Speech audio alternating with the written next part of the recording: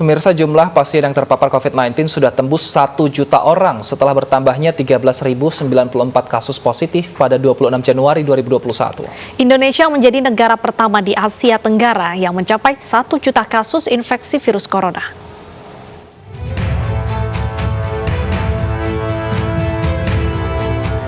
Upaya penanganan pandemi COVID-19 di tanah air ternyata masih jauh dari kata sukses. Memasuki 2021, lonjakan kasus positif COVID-19 cukup mengkhawatirkan. Bahkan penambahan kasus positif baru beberapa kali di atas angka 10.000 per hari. Dari catatan Satgas COVID-19 per tanggal 26 Januari, jumlah kasus positif baru bertambah 13.094 kasus, menjadikan jumlah total terpapar COVID-19 menjadi 1.012.350 kasus. 820.356 orang berhasil sembuh, sedangkan pasien meninggal mencapai 28.468 orang. Angka 1 juta ini memberikan satu indikasi bahwa seluruh rakyat Indonesia harus bersama-sama dengan pemerintah bekerja bersama-sama untuk mengatasi pandemi ini dengan lebih keras lagi. Ya, kita teruskan kerja keras kita. Kita harus mengurangi laju penularan virusnya, sehingga fasilitas kesehatan yang kita miliki tidak terlalu berat bebannya, sehingga kita memiliki waktu yang lebih banyak untuk merespons terhadap virus ini. Ketiga, kita bisa secara gradual terus mengurangi penularan virus ini sampai insya Allah suatu saat kita bisa menghilangkannya sama sekali. Sejak diumumkan adanya kasus positif di Indonesia, laju percepatan penambahan kasus COVID-19 tak terbendung. Hanya butuh waktu 60 hari untuk mencapai 10.000 kasus positif COVID-19. Dan 88 hari sesudahnya kasus positif COVID-19 di Indonesia mencapai 100.000 kasus. Upaya pemerintah memberlakukan pembatasan sosial berskala besar tak menyurutkan laju pertambahan kasus COVID-19. Terbukti, pada bulan November 2020, Indonesia sudah mencatatkan 500.000 kasus positif. Pemerintah lantas memberlakukan kebijakan PPKM se-Jawa Bali untuk meredam laju kasus. Namun upaya ini tak juga membuahkan hasil. Dalam kurun waktu 1 bulan di tahun 2021, kasus positif COVID-19 di Indonesia mencapai 1 juta pasien. Hal ini tak lepas dari tingginya kasus harian yang terjadi selama pandemi di tanah air. Tercatat sejak Juni 2020, kasus harian tertinggi di tanah air mencapai 1.000 kasus. Tak melambat, pada bulan September 2020 kasus harian positif COVID-19 mencapai 4.823 kasus. Torehan rekor kasus positif harian terus terjadi dan mencapai lebih dari 10.000 kasus di awal tahun 2021. Meski pemerintah telah mencanangkan program imunisasi COVID-19 nasional yang diawali dengan Presiden sebagai penerima vaksin, nyatanya angka penambahan kasus COVID-19 di tanah air bukannya melambat, namun terus melejit. Karenanya, sembari program nasional vaksinasi berjalan, masyarakat diminta tetap memperhatikan protokol kesehatan dengan memakai masker, mencuci tangan, menjaga jarak, dan menghindari kerumunan. Tim Liputan iNews melaporkan. Ya pemirsa, Indonesia memasuki rekor baru kasus positif corona. Indonesia menjadi nomor 4 di Asia, namun nomor 1 di Asia Tenggara. Dan kita akan membahasnya terkait dengan langkah yang cepat dan tepat untuk menangani 1 juta pasien COVID-19 bersama Bapak Tri Yunis Miko Wahyono, epidemiolog Universitas Indonesia. Selamat siang Pak Miko. Selamat siang Pak Deta. Baik, Pak Miko, tembusnya angka 1 juta pasien positif COVID-19 ini apakah karena proses testingnya juga yang semakin marak dilakukan di Indonesia? Ya, jadi angka 1 juta kasus kumulatif COVID-19 itu menunjukkan bahwa Indonesia sedang mengalami wabah di daerah atau provinsi tertentu atau kabupaten tertentu atau kota tertentu yang sedang meningkat dengan positivity rate yang di atas 15%.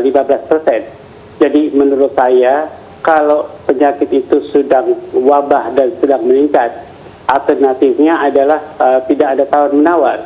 PSBB sedang atau berat harus dilakukan kalau mau mengurangi penambahan kasus COVID di Indonesia, Mbak.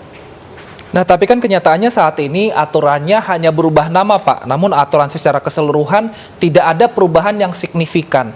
Kalau PSBB ketat ini artinya seperti apa? Apakah harus ditambah lagi sanksi bagi warga yang melanggar atau sama sekali di lockdown seperti usul dari pihak DPR yang katanya weekend di lockdown aja gitu, Pak? Ya, jadi PSBB itu memang sesuai dengan peraturan pemerintah, ada PP-nya. Sedangkan PPKM itu adalah Permendagri, jadi bukan di bawah PP. Ya, sehingga istilah PSBB itu dirubah menjadi PPKM karena peraturannya di Indonesia tidak memungkinkan. PSBB itu ditentukan oleh Kemenkes, sedangkan PPKM oleh Kemendagri. Nah, kalau di dunia cuma ada dua, lockdown atau social distancing. Yang saya maksudkan dengan PSBB adalah social distancing. Pada kondisi wabah seperti sekarang di Indonesia yang sedang meningkat, social distancing tidak boleh ringan. Dia harus sedang atau berat begitu. Kalau berat, social distancing sama dengan lockdown, hampir mirip begitu. Kalau sedang, ya itu akan menurunkan wabah atau kenaikan kasus COVID-19, tapi dengan lama begitu. Kalau PSBB berat dengan cepat. Jadi kita akan ambil option yang lambat, tapi tidak merugikan perekonomian bangsa ini begitu, Mbak. Kalau untuk lockdown parsial di zona merah seperti wacana DPR, apakah bisa menjadi solusi? Ya, jadi bukan lockdown ya, artinya PSBB sedang atau berat itu akan menjadi solusi buat penambahan kasus COVID-19, tapi tidak menjadi solusi untuk pemulihan ekonomi. Nah, oleh karena itu harus dievaluasi apakah kita akan melakukan PSBB pada tingkat provinsi, apakah tingkat kabupaten atau kota, apakah tingkat kecamatan, apakah tingkat kelurahan, apakah tingkat RW, harus dievaluasi. Nah, kemudian kita akan pilih bagaimana ke PSBB dilakukan, apakah tingkat RW atau sampai dengan kabupaten, dengan kerugian ekonomi yang menurut saya dapat diterima begitu, Mbak atau Mas. Baik Pak, beberapa waktu lalu Menteri Kesehatan yang baru Budi Gunadi Sadikin mengatakan bahwa ternyata tes yang dilakukan di Indonesia ini keliru karena tesnya dilakukan kepada semua warga ataupun warga yang ingin tes. Seharusnya hanya yang suspek saja. Nah, tapi kan di saat kondisi seperti ini, misalnya Jakarta zona merah, apakah semua warga bisa dikatakan suspek karena kita tidak tahu siapa yang positif saat ini, apalagi ada OTG, Pak? Ya, dalam tes itu bisa ada 3 keperluan. Pertama adalah case detection, untuk mendeteksi kasus itu ada active case detection, ada passive case detection.